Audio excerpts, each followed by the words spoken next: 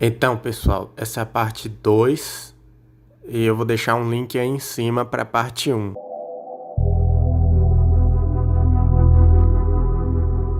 Enfim, E você vê beleza. outras marcas do Lynch ao longo do filme, como a relação do Paul com os sonhos e as visões, Ah, onde o sim. Lynch ficou assim, ó, eu posso colocar coisa minha aqui? Porque ele sempre é fascinado por sonhos e múltiplas realidades. E eu acho que a intenção dele era para criar um senso de mistério no lore de Duna, naquele realm religioso, onde tem aqueles seres cocô gigantes controlando as viagens espaciais, as visões do Paul para o presente e o futuro, onde o Lynch quer colocar aquelas sequências de cenas mirabolantes, ter feito LSD, que nem o Jodorowsky talvez queria, Jodorowsky, é. aqui, e você fica assim, olha, se fosse melhor equilibrado, talvez seria um filme de Duna bem interessante, mas equilibrado com a narrativa mais convencional. Não sei se tem um casamento perfeito entre as duas. E também não tem tantas cenas assim das visões e do vai e vem lintiano que você sente no filme. Aquela cena quando ele toma a água da vida e a mãe e a filha começam a sangrar pelo nariz, fica, o que está acontecendo aqui? É É muito, Lynch, é muito bom. isso. É meio aquelas viagens que ele coloca no Eraserhead, eu acho que dos filmes que ele tinha feito Tem nessa viagem do época filme dele. Tipo, é o que vamos mais ver. conversa com Duna, digamos. Ou será que não? Eu acho que é sim. Eu quero destacar a Lia, a irmãzinha do Paul. Ela é a É, personagem David Lynch do filme. Eu sei que o Kyle é o melhor atuação do filme, com certeza, mas ela rouba a cena quando aparece. Ela é introduzida meio que off-screen, ela fala que falaram que ela nasceu e apareceu depois. É a cena que ela aparece para enfrentar o Imperador e o Barão. É muito engraçado. Ela fica, vocês vão saber o que o meu irmão pode fazer. Poor Emperor. I'm afraid my brother won't be very pleased with you. Wait for my brother, Baron. E a espere Mary, pelo o meu irmão, linguajar dela, Barão! você fica, caraca, o Lynch ia reusar essa garotinha o tipo da linguagem dela em Uhum, todos os filmes dele depois disso. foi. É, tem um Como pouquinho se disso fosse um no. ser de outro mundo falando torto. Eu Uhum, fico, tem muito disso no Twin Peaks. Tem exatamente. no Cidade dos Sonhos, né? Tem. Tem, Até tem o bastante. próprio. Aquele do Nicolas Cage, me falhou o nome agora. Meu Deus. Wild at Heart em O inglês. Heart é cheio disso. Coração Selvagem em português.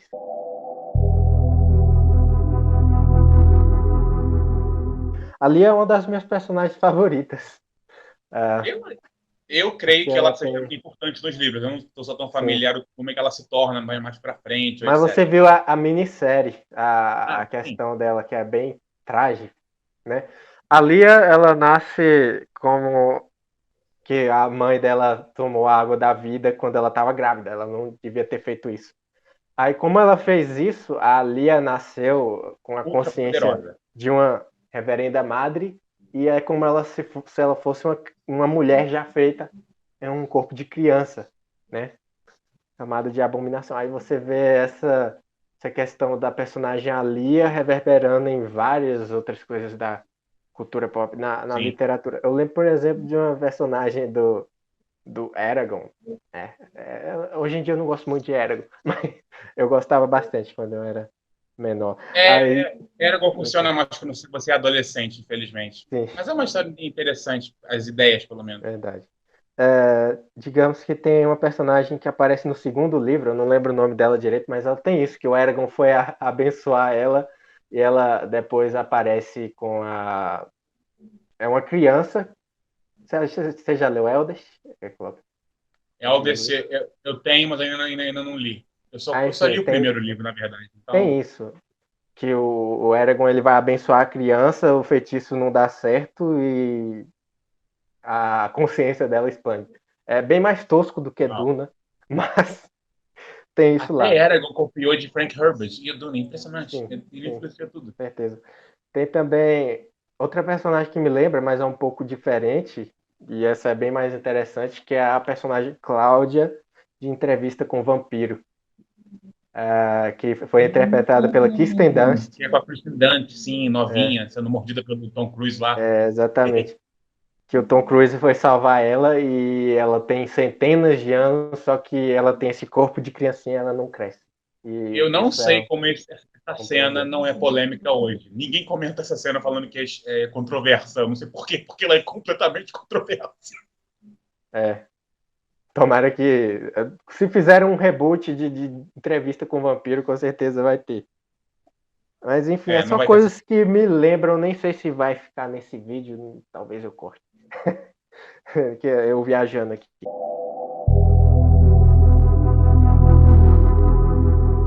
Eu acho que a primeira metade do filme funciona relativamente bem, porque toma seu tempo ali para estabelecer o início da história, como já conhecemos, os Atreides indo para Arrakis e sofrendo do golpe, e depois ele se junta aos... Eu estou pronunciando de forma correta? Os Atreides. Da Trade, depois tem como é o nome do povo dos olhos azuis? Os Fremen?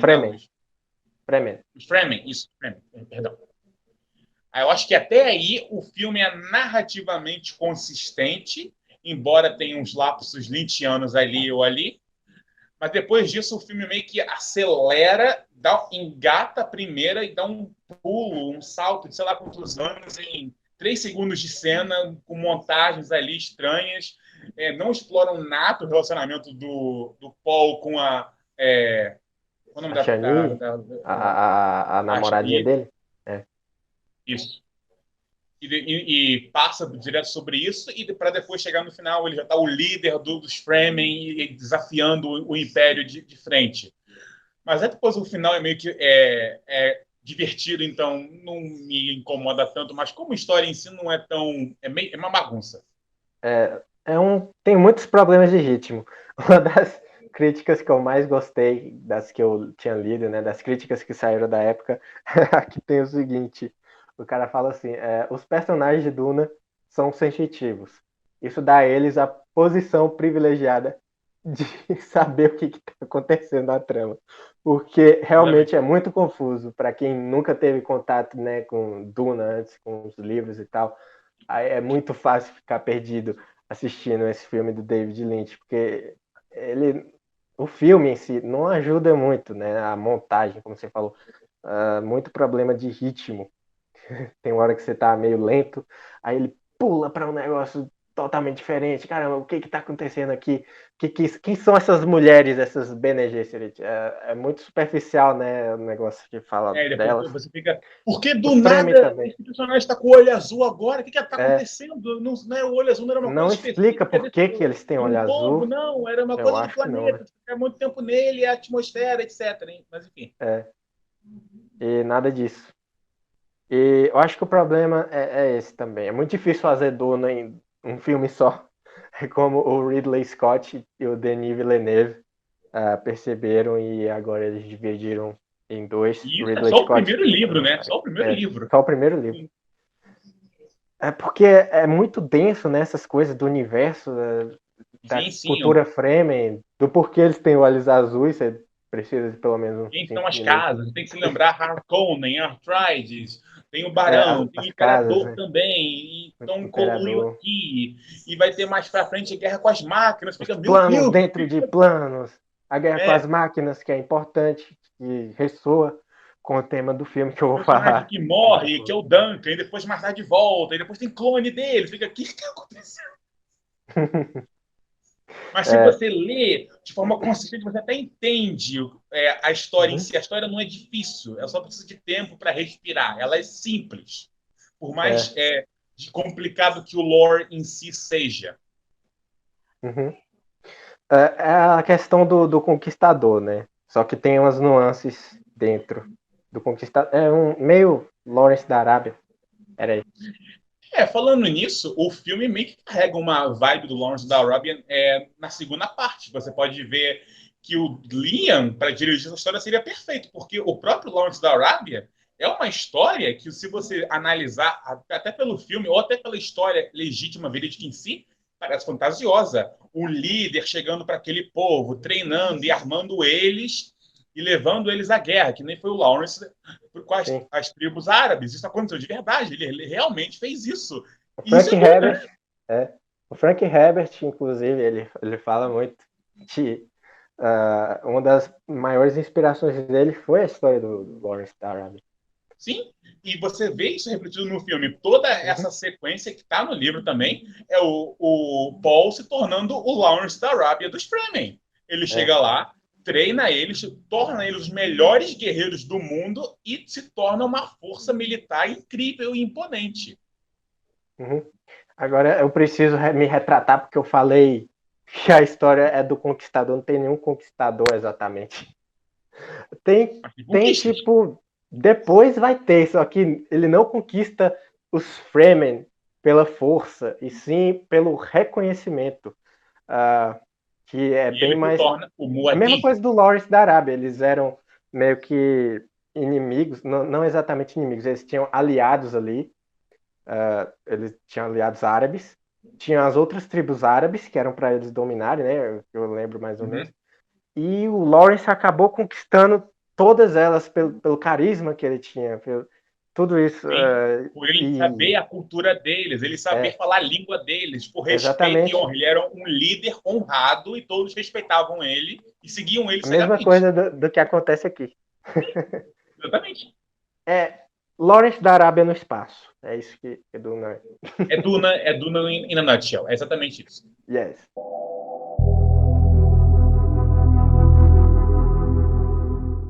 O Lynch, ele queria que o filme tivesse aquela treta do Lynch.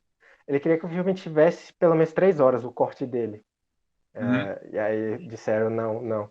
Esse filme tem que ter pelo menos 2 horas, que é o seguro, né, para os investidores e tudo mais. E isso entristeceu o Lynch de tal maneira, porque, como a gente falou, ele é um artista nato, né, cara? Ele gosta de ter certo controle sobre o que ele está criando. E o corte final, a hora que você vai editar o filme, é a hora que o filme está sendo, de fato, sendo feito. É aqui que o filme aparece. Você fazendo as escolhas das sequências, do que você quer que apareça agora, o que você quer adicionar de efeitos. E isso o Lynch não pôde fazer, foi negado a ele o direito ao corte. No final do dia, você repara que Duna é mais um filme de produtor do que do Lynch, porque o Dino De Laurentiis, até no início, dedica o filme ao pai dele. Você vê que o filme é importante para ele, não para o Lynch em si. E você até pode dizer que o Laurentiis ele conhece Duna também, ao ponto de querer introduzir aquela cabeça flutuante no início para explicar o lore e querer que o livro inteiro fosse adaptado ali para fazer algo relevante, mas no final do dia não é consistente. Que é o que o Lynch queria fazer, mesmo que ele quisesse fazer as mind trips confusas dele ali no filme. Então o Lynch, ele deserdou o filme. E depois nas outras versões que saíram do Duna, aparece lá, dirigido por Alan Smith, quando os diretores não querem ser associados com o filme. Inclusive tem várias entrevistas que o pessoal quer trazer Duna, né, para o Lynch comentar, e ele fala com uma grande dor. Dá para você sentir. Dá para você sentir a dor na voz dele quando ele fala, olha, eu não tô afim de falar de Duna. Dune took 3 years to make, start to finish. But it was a nightmare.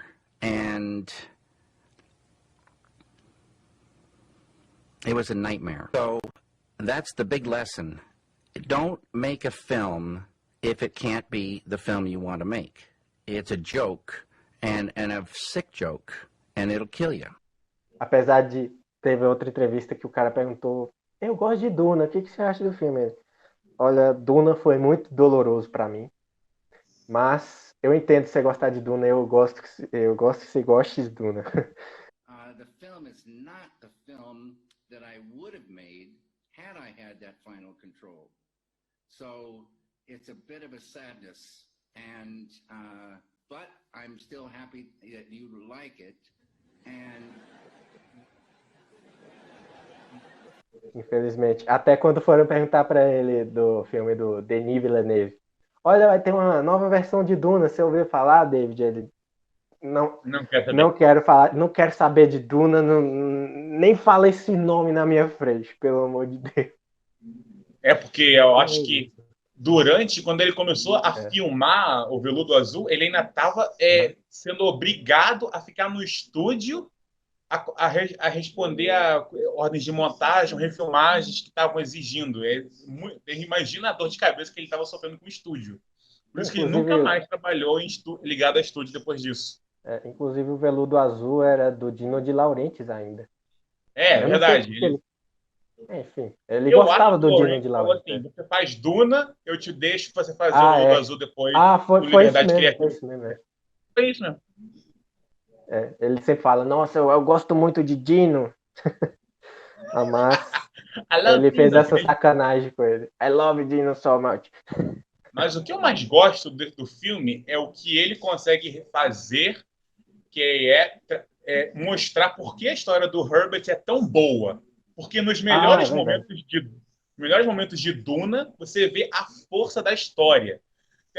Tem cenas ali que você fica, pô, isso é muito um Hamlet no espaço com uma mitologia enorme. Você fica, caraca, eu quero ler disso, eu quero saber sobre isso, eu quero ver até onde isso vai. Você vê o escopo épico que a história cria. E tem momentos lá que aquela cena que o Paul toma a água da vida parece uma cena do Rei Leão, o céu azul, ele gritando pra lua, pai, eu vou te vingar. É brega? É, mas se eu vejo, pô, se num contexto bem trabalhado, isso poderia ser forte, funcionar muito bem. Eu espero, né, O que me que... bota no hype pro filme do Villeneuve. Eu espero mesmo que seja isso que você falou. Porque, sei lá, acho que muita gente assiste filme de Duna e, e acha que Duna é toscão. Até hoje a nota no Letterboxd é 2 e alguma coisa, 2 e A pouquinho. maioria lá não entende cinema mesmo, então Então, pode ser isso. Mas até o pessoal que fala que Duna, dos críticos de cinema, né, hoje em dia tem um grande cult following de Duna, né? tem E o muitos que pessoal... consideram uma obra-prima. Eu fico, não é, mas é Não, bom. Eu gosto do filme, ele tem particularmente. valor, né? Tem Nessas coisas que a valor, gente sim. falou. Principalmente do design de produção, aquelas decisões do Lynch. Sim, O que tem de Lynch lá, muito bom. sim. Eu sou fanboy de Lynch, tanto quanto eu sou de Duna. Aquelas cenas da fonte com as gotas pingando, cara, a fotografia nas cenas é tão foda que eu fico, A meu fotografia. Deus, impressionante como ele consegue fazer isso. O Villeneuve não vai conseguir fazer isso. Talvez, não sei. Vamos Não ver. sei, visualmente o filme do Villeneuve é polêmico. Polêmico. Eu tô achando que visualmente o filme do Villeneuve tá um pouquinho, do que a gente viu até agora, tá um pouquinho abaixo do que o Lynch conseguiu apresentar, né? Em geral, mas não sei, a gente tem Mas que ver. veremos. Depois a gente faz um vídeo de expectativas pro Duna.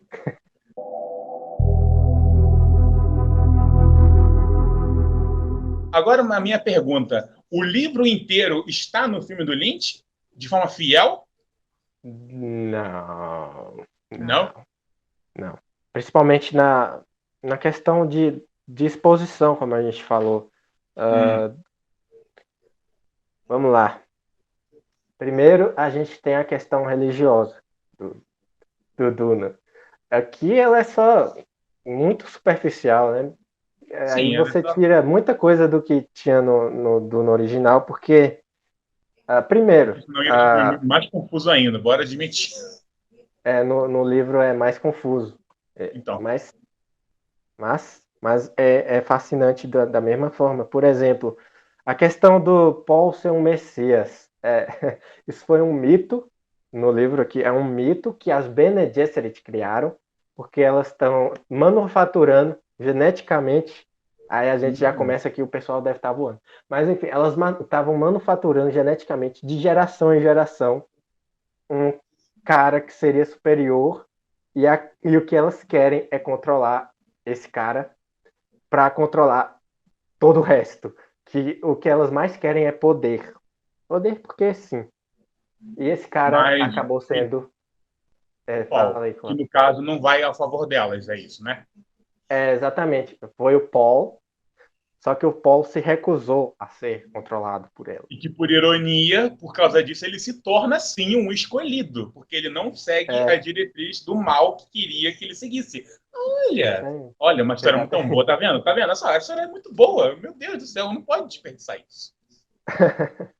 E o Villeneuve, eu acredito que ele vai fazer isso. Só que, como no filme do Lynch, eles omitiram, né, essa informação, não exatamente que não tenha, ele mostra, né, tem uma cena, principalmente na versão estendida, né, tem isso da mulher falando, vai vir um salvador, sei lá, que no caso era a missionária protectiva, que ela, dentro da Bene Gesserit, ela que tem essa incumbência de ir para os planetas e implantar esses mitos tanto sobre as Bene Gesserit, como sobre o Kwisatz Haderach, tanto para proteger, né, as Bene Gesserit que fossem para um lugar hostil e para eles reconhecerem o Kwisatz Haderach, esse ser superior, caso ele chegasse lá.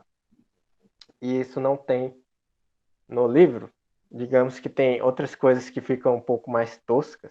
A representação delas, por exemplo, elas serem meio carecas, eu acho que não conversa muito ela com careca. Até a mãe depois fica careca. Por que você ficou careca do nada, mulher? Eu acho que isso não conversa muito bem com o que depois eu vou ter que ver isso, se eu tiver errado, mas do que eu entendo sobre as Bene Gesserit é que uma das funções dela é que elas têm que ser sedutoras. Enfim. Falhou feio, falhou. E aí você tira o cabelo. O cabelo é uma das partes que mais de mais seduzência, né, das mulheres. Segredo: homens gostam de cabelo, mulheres. Bom, é um das coisas que mais influenciam, né? Sim. E, enfim, não faz muito sentido. Então, galera, é aqui que termina a parte 2. Deixe seu like, inscreva-se, comente e assistam a parte 3. Vai ser o primeiro link aí em cima e na descrição. Valeu!